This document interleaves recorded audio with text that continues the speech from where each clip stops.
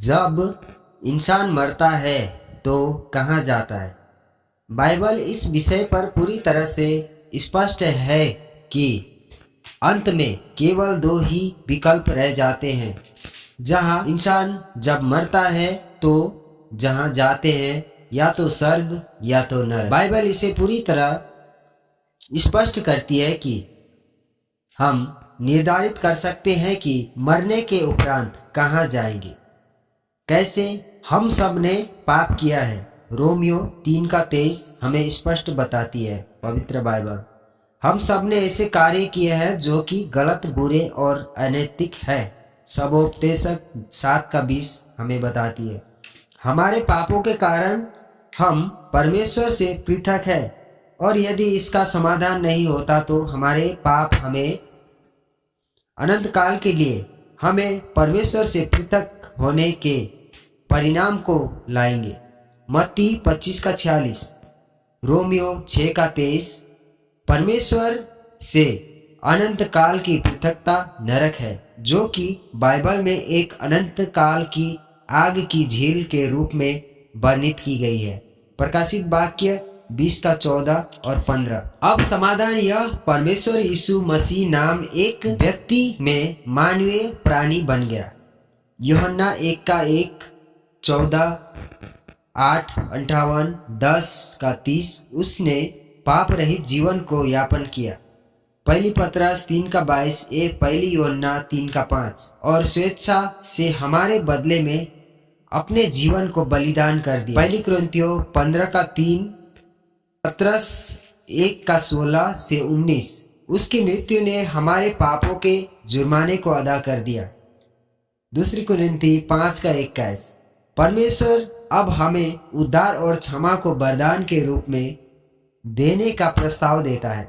Romeo 6:23 जिसे हमें विश्वास के द्वारा ग्रहण करना चाहिए। यूहन्ना 3:16, इफिसियों 2:6-8। प्रभु यीशु मसीह में विश्वास कर तो तू बचाया जाएगा।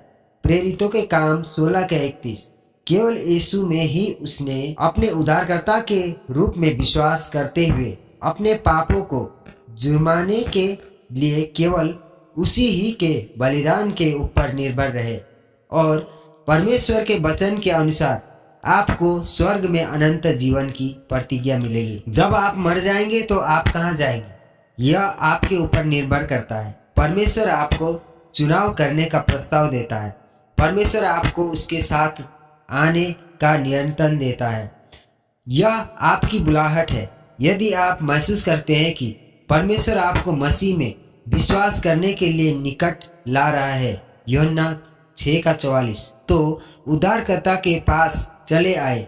यदि परमेश्वर पर्दे को हटा रहा है और आपके आत्मिक अंधेपन को दूर कर रहा है, पहले दूसरे कुरिन्थियों 4:4, तो उद्धारकर्ता के ऊपर देखिए। यदि आप जीवन की चिंगारी का अनुभव कर रहे हैं जो कि सदैव मरी हुई थी, इफिसियों 2:1, तो उद्धारकर्ता के द्वारा जीवन के पास ही चले आए। अब आप मर जाएंगे तो कहाँ जाएंगे, स्वर्ग या नरक में? यीशु मसीह के द्वारा नरक से बचा जा सकता है। यीशु को अपने उद्धारकर्ता के रूप में स्वीकार करें और स्वर्ग आपका अनंतकालीन गंतव्य हो जाएगा।